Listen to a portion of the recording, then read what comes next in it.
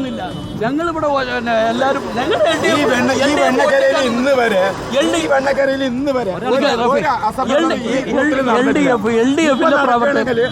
രാഹുലിന്റെ ഈ UDF കളിയാണത്. LDF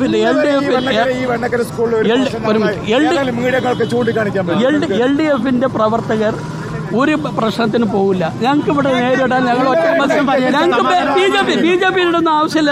അല്ല, ഞങ്ങൾ പ്രശ്നം പരിഹരിച്ച് ഞങ്ങൾ പോകുകയാണ്.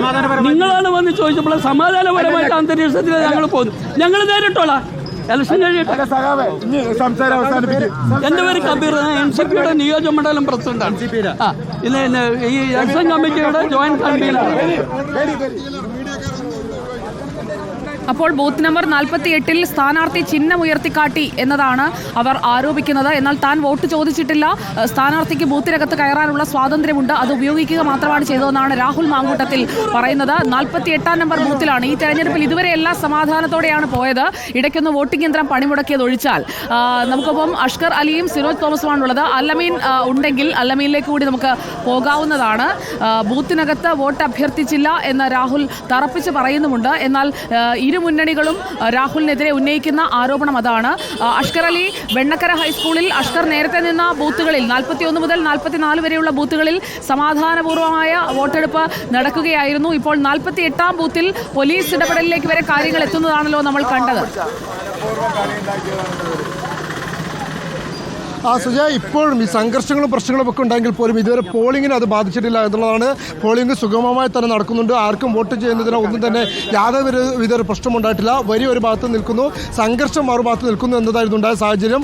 രാഹുൽ മാങ്കൂട്ടത്തിൽ ബൂത്തിലേക്ക് കയറുന്നതിന് തൊട്ട് പിന്നാലെ ആരംഭിച്ച സംഘർഷം, പക്ഷേ അത് ഏകദേശം 1 മണിക്കൂറോളം നീണ്ടു നിൽക്കുന്ന ഒരു സാഹചര്യം ഉണ്ടായി. പക്ഷേ ഇപ്പോഴും പ്രവർത്തകർ പൂർണ്ണമായും പിരിഞ്ഞു പോയിട്ടില്ല. റോട്ടിൽ വലിയ തോതിൽ പ്രവർത്തകർ സംഘടിച്ച് നിൽക്കുന്ന സാഹചര്യമുണ്ട്. ഒരു ഭാഗത്ത് LDFന്റെയും മറുഭാഗത്ത് BJPയുടെയും ഒരു ഭാഗത്ത് UDFന്റെയും ഒക്കെ പ്രവർത്തകർ ഇവിടെ സംഘടിച്ച് നിൽക്കുന്നുണ്ട്. പോലീസും വലിയ തോതിൽ സംഘടിച്ചിട്ടുണ്ട്. പ്രവർത്തകരെ മുഴുവൻ പിരിച്ചുവിടാനുള്ള ശ്രമമാണ് പോലീസ് നടത്തിക്കൊണ്ടിരിക്കുന്നത്. എന്തായാലും സ്കൂളിന് തൊട്ട്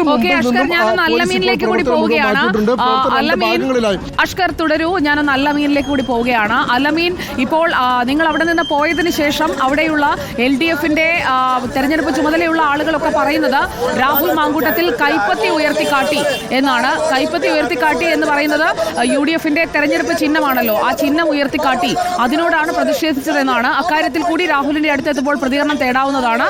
ഇപ്പോൾ അവിടുത്തെ സംഘർഷമൊക്കെ ഏറെക്കുറെ അവസാനിച്ചിട്ടുണ്ട്. രാഹുൽ മാങ്കൂട്ടത്തിൽ ഇനി അടുത്തതായി പോകുന്നത് ഏത് പഞ്ചായത്തിലേക്കാണ്?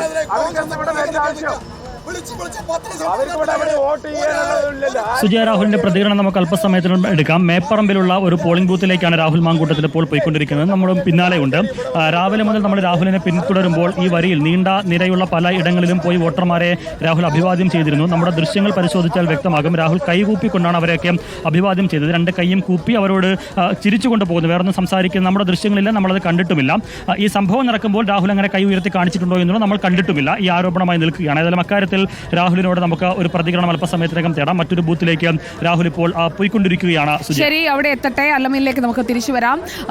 എന്തായാലും ഈ വെണ്ണക്കരയിലെ ബൂത്ത് നമ്പർ 48-ൽ നമുക്ക് 2021 തെരഞ്ഞെടുപ്പിൽ എന്തായിരുന്നു അവസ്ഥ എന്നതാണ് അറിയേണ്ടത്. 2021 ആർക്കായിരുന്നു ലീഡ്? അങ്ങോട്ടും ഇങ്ങോട്ടും അത്രയ്ക്ക് ഇഞ്ചോടിഞ്ച് നിൽക്കുന്ന ഒരു ബൂത്താണോ ബൂത്ത് നമ്പർ 48? ഈ തെരഞ്ഞെടുപ്പിൽ ശ്രദ്ധാകേന്ദ്രമായി മാറുന്നത് ബൂത്ത് നമ്പർ 48 പ്രേക്ഷകരോട് നമ്മൾ വാക്ക് പറഞ്ഞതുപോലെ തന്നെ 184 ബൂത്തുകളിൽ നിന്നുമുള്ള തത്സമയ വിവരങ്ങൾ നമ്മൾ എത്തിച്ചുകൊണ്ടിരിക്കുകയാണ്. നോക്കൂ, ബൂത്ത് നമ്പർ 48-ൽ ആ ഒരു പ്രശ്നമുണ്ടായപ്പോൾ അവിടെ നമ്മുടെ ടീം അവിടെ കൃത്യമായി ഉണ്ടായിരുന്നു. അതുകൊണ്ട് തന്നെ ആദ്യം മുതലുള്ള ദൃശ്യങ്ങൾ പ്രേക്ഷകരിലേക്ക് എത്തിക്കാൻ നമുക്ക് കഴിഞ്ഞു. നമ്മുടെ 3 വാർത്താ സംഘങ്ങൾ ഒരേ സമയം അവിടെ നിന്നുള്ള ദൃശ്യങ്ങളും വിവരങ്ങളും പങ്കുവയ്ക്കുകയായിരുന്നു. അഷ്കർ അലിയുടെയും സിനോജ് തോമസിന്റെയും അൽ അമീന്റെയും നേതൃത്വത്തിലുള്ള നമ്മുടെ വാർത്താ സംഘമാണ് ബൂത്ത് നമ്പർ 48-ലെ പ്രശ്നങ്ങൾ പങ്കുവച്ചത്. സമയം ഇപ്പോൾ 5 മണി കഴിഞ്ഞ് 27 മിനിറ്റ് ആയിരിക്കുകയാണ്. ഇപ്പോൾ ആ ഒരു ബൂത്തിൽ മാത്രമാണ് ഇതുവരെ ഒരു സംഘർഷത്തിലേക്ക് കാര്യങ്ങൾ പോയത്. പ്രശ്നങ്ങളൊക്കെ അവിടെ പരിഹരിച്ചു എന്നാണ് നമ്മൾ മനസ്സിലാക്കുന്നത്. മറ്റിടങ്ങളിലേക്കും സ്ഥാനാർത്ഥികൾ ഓട്ടത്തിലാണ്. ആ ഓട്ടത്തിനൊപ്പം നമുക്കും പോകേണ്ടതുണ്ട്.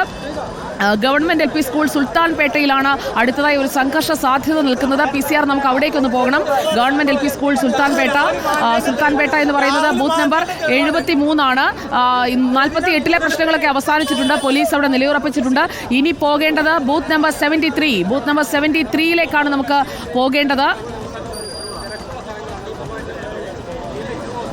ഓക്കെ, നമുക്ക് ബൂത്ത് നമ്പർ 73 പോകണം. റോഷിബാൽ പെട്ടെന്ന് തയ്യാറാവുക. കണ്ണാടിയിൽ നിന്ന് വരുന്ന അപ്ഡേറ്റ്, കണ്ണാടിയിൽ പോളിംഗ് നീളും. 163 നമ്പർ ബൂത്തിൽ വോട്ടർമാരുടെ നീണ്ട നിരയാണ്. കണ്ണാടി ഹയർ സെക്കൻഡറി സ്കൂളിലാണ് 163 നമ്പർ ബൂത്ത്. ഇക്ബാൽ പങ്കുവയ്ക്കുന്ന വിവരമാണ്. നമ്മൾ നേരെ പോകുന്നു ബൂത്ത് നമ്പർ 73. ബൂത്ത് നമ്പർ 48 തർക്കം നമ്മൾ കണ്ടു. ബൂത്ത് നമ്പർ 73 പോകാം.